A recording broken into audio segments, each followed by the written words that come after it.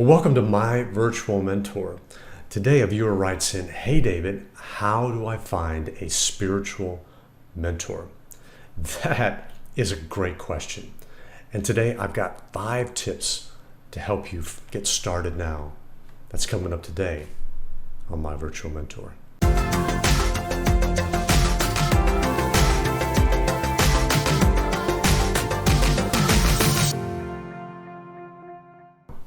Well, hey, my friend, my name is David. I lead men to go further, faster in their faith in Jesus Christ.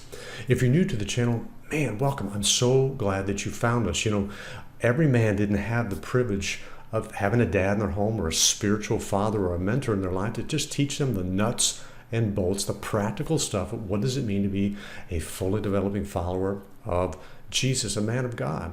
And so, you know, we just take on questions that people submit right in the comments, and we just go to the Word of God and talk about them, okay? So we're going to get right into it today. David, hey David, how do I find a spiritual mentor? Let's get into it. All right, so let me start off with a story here. Where do great men come from? It reminds me of the story of a guy who was traveling in Europe, came upon this village, you know, and there's an old man sitting on a park bench there, and he said, "Pardon me, sir, have any great men ever been born in your village?" And the old man thought about it for a moment and he said, "No, only babies." You know, you see, great leaders, great men, great mentors, yes, they are born physically, but they're also trained.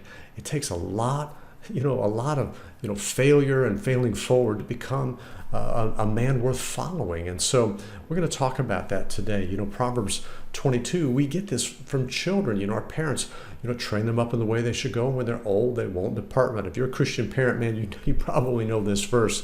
You know, I've been quoting it over my daughter for many, many years, right? And so, we want to sharpen our axe. Here's a classic verse right here for men. Proverbs 27:17 is iron sharpens iron, so one man sharpens another. That's a really slick verse until you think about, well, wait a minute, iron, man, that's kind of loud, maybe some sparks will fly and get a little heated there, right? But that's okay. That's what we want to invite into our lives, is that perspective. So is mentoring biblical? Well, yeah, it is.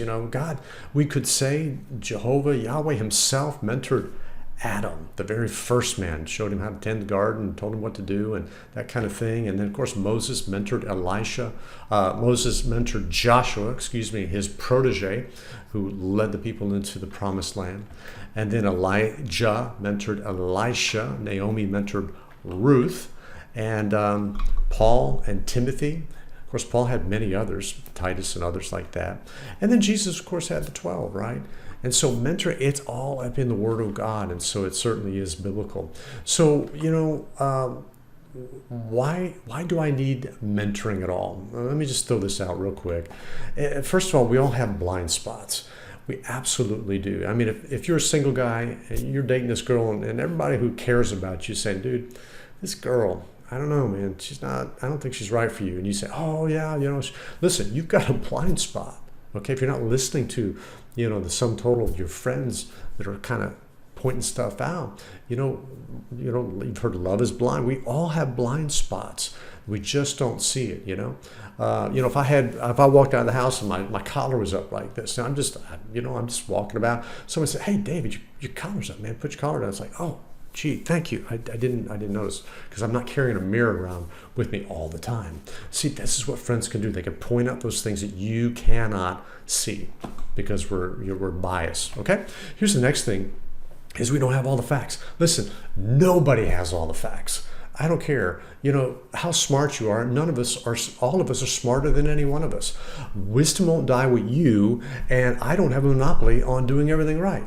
And so I need my inner circle. I need mentors in my life to sit me down, and I have ears to hear. I'm teachable, trainable, moldable, and shapeable, and I can hear what they're saying. It's a whole lot easier to work with wet cement, that you just use a trowel and put some forms on it with wood than it is concrete that's hardened up. You got to have a jackhammer, to bust that thing up. Well, you can't mentor someone who's just got his hard heart and a closed mind, right?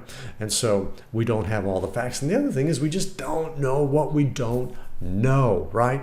It's like you buy a new Tesla, okay, Model 3. You're like, I don't know how it works. I've got to read the manual. I've got to get online and study. Gee, I'd love to talk to some people who have one so they can show me some things about it.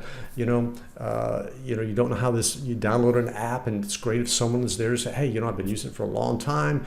Let me show you some ropes, some hacks, some little Easter eggs in there. We just don't know what we don't know in relationships and things like that, certainly in the Word of God. And so we need some mentors along those lines. So what do we look for in a mentor? I got 3 things really quick for you. The first thing is a man. This channel is to lead men to go further, faster in their faith in Jesus Christ. I hope a lot of women watch this channel, share it with their husbands or their boyfriends or their sons or their brothers or their co-workers that are male. You're welcome here. We love you being here. But if you're a man watching me right now, you need to look for a mentor who is a man. If you're a married guy, it's a recipe for disaster for you to go out and look for a woman to mentor you. Secondly, a woman cannot mentor you on how to be a man. She's not qualified to do that, okay? And so we need to look for a man. Next, we need to look for a good man, a man who has a good heart toward you, a good reputation, had some good life skills, right? Okay, this is who you want. You want a good man, not an evil man, not a bad man, not a violent man or an aggressive man. You need someone who's a good man, okay? And then I would say, and argue all day long, you need a godly man. You need a man of God, a man who's pursuing God, a man after God's own heart, like King David was, right? You want someone who's a little farther down the road from you spiritually to pour that into you, right? Okay. So let me also make a case for multiple mentors. I'm a big believer in having a lot of different mentors. First of all, there's different seasons in our life, right? You may be a high school student. Well, one day you'll be in college, and so it's a different season. You need somebody to kind of come alongside of you. Look, I'm a junior here, and so welcome to college, and I can help you with that. Or, maybe it's a different season in your career or in ministry life. It's just different seasons, right? Also, there's different practical skills that you may need. Look, if I was really wanting to be a great swimmer, wouldn't it be great to have Michael Phelps, Olympian champion, be my mentor in that? Or if I wanted to be good at tennis, have Roger Federer, one of the greatest tennis players of all time, who just hits the ball with me, shows me some ropes. I'm using big names there, but you know what I'm saying? I'm saying there's different skill sets that we need different people. Finances, fitness, right? Ministry, relationships, those kinds of things. Maybe marriage mentors to help you if you're a married person. And then we also need different perspectives, fresh eyes, different perspectives to help you see things a little different way, which leads to the last word here. I'm just saying you need different people who are diverse from you. They don't look like you. They don't talk like you. Don't think like you. They're a man. They're a good man. They're a godly man, but they're different from you, a different ethnicity, different race, different perspective coming in that you can't even possibly know because you don't know what you don't know and you don't have all the facts. And so you need these guys. This is the kind of guys you need. Okay? So the value of remote mentors. Oh man, I'm all about this. Listen, it's never been easier, never ever, to podcast. I am a podcast, fiend. I love to podcast. I do it every single day, multiple podcasts every day, just to try to learn what I can. I take my iPad at night. I've got such great content, websites I go to. I'm listening to audiobooks. It's never been easier to be mentored remotely because you can cherry pick the best of the best of the best that's out there on the web. It's never been easier to pull this great content, great preaching, great teaching, great skills development, all right through the technology to your device. Instead of using it for nefarious or lustful purposes, man, we can leverage our Androids, our iPhones, our tablets, our PCs and Macs to the glory of God and to the betterment of God's kingdom cause in us to grow in our, our faith, our fitness, our family, and our finances. And then lastly, I'm just saying that dead men tell tales. What do I mean by that? Well, right now I'm listening to a book by A.W. Tozier, an audio book by him. Every day I listen to, a devotion by A.W. Tozier. What about C.S. Lewis? Oh, what are the greatest minds? We can read his writings. People like Ravi Zacharias and Dr. Bill Bright. I did another video recommending him in his Your Personal Guide to Fasting and Prayer. I mean, he's deceased also. But there are so many people like Billy Graham and others who've gone on before, who have left a legacy through their works, through their websites, through their videos. Dr. Chuck Missler is one of those. You can go on YouTube and oh my gosh, you can go to the Bible Institute and take a whole course, Old Testament, New Testament survey from Chuck Missler on YouTube. It's fabulous. And he's with the Lord in heaven. So I'm just saying dead men tell tales, and we need to take advantage of that. So let me real quick give you 5 tips to get started now. I'll buzz through these really super quick. First of all, it's just, don't go up to somebody and say, hey, would you mentor me for the next year? No, that's too big of a commitment. But how about this? Hey, can I buy you a cup of coffee? I've just got some questions. I've got a list of questions I just want to bounce off of you. I just don't hardly know the man that wouldn't respond and get you on his calendar no matter how busy he is. It's just a coffee and you're asking him some questions. He's seeing that you're hungry, you're pursuing him, you've got questions ready, and when you show up for that, I'm telling you, you need to have a notepad and a pen. You need to be prepared to write this on your tablet or your phone and listen to what the man has to say. Have the questions, go there prepared, but it's just coffee and questions. Secondly, is just do the next right thing that conversation that they tell you to do. If they say, listen, okay, I hear what you're saying. You want to grow in finances. I need you to go out and buy Dave Ramsey's book, The Total Money Makeover. Okay? Then do it. If they say, I want you to watch this video series, by John Bevere, then go do that. I want you to download this app. I want you to do this, that, or the other. Listen, we don't really have the right to go back to them if we haven't been obedient to the thing that they suggested or recommended that we do. Okay? So do the next right thing that they suggest and advise. And then after you've read the book and after you've watched the sermon series and after you've downloaded the app or done whatever they suggested, then say, hey, you know what? I did what you recommended, and can I ask some more questions out from that resource that you gave me? Okay? That's just a thought. Number 3 is let it develop organically. You don't have to script everything out. It's just if you if they invite you back, that's an organic thing, right? You're not trying to force feed yourself on a mentor. You're trying to fabricate a mentoring relationship. It's just kind of happening and developing organically, and that's what you want, okay? The 4th thing is get in a small group. Oh man, I am such a fan of being in a small group. Your church offers these. You might call them community groups or life groups or whatever your church may call them. Get in that group because mentoring happens so naturally, so organically there. Your small group leader may be, a vicarious mentor. Not even if you don't have an official mentoring relationship with him, you can receive from them, and who knows what could come from that, but get in a small group. And lastly, flow with your church.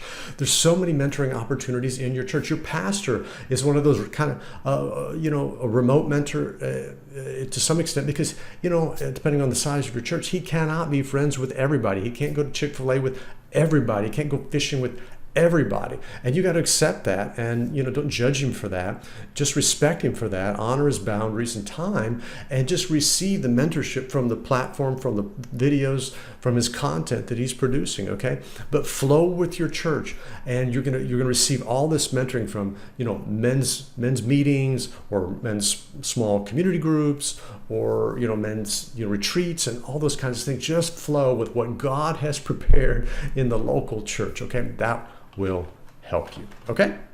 All right. So let me just share a few of my mentors. I'll just kind of be a little vulnerable and open that. Ron Karadoff is my pastor At my church, he is the most trusted mentor in my life. And there's nobody I would rather lead me through a global pandemic than this man right here. His pastor is Larry Stockstill. I go to larrystockstill.com. I read every one of his devotions on Mondays in my inbox. He's one of the finest, greatest Bible teachers that I've ever heard. Craig Rochelle, the senior pastor of Life Church. I've watched every sermon he's preached for the last 15 years. Brian Harden, I listen to him every single day for the last 10 years on an app, the Daily Audio Bible app.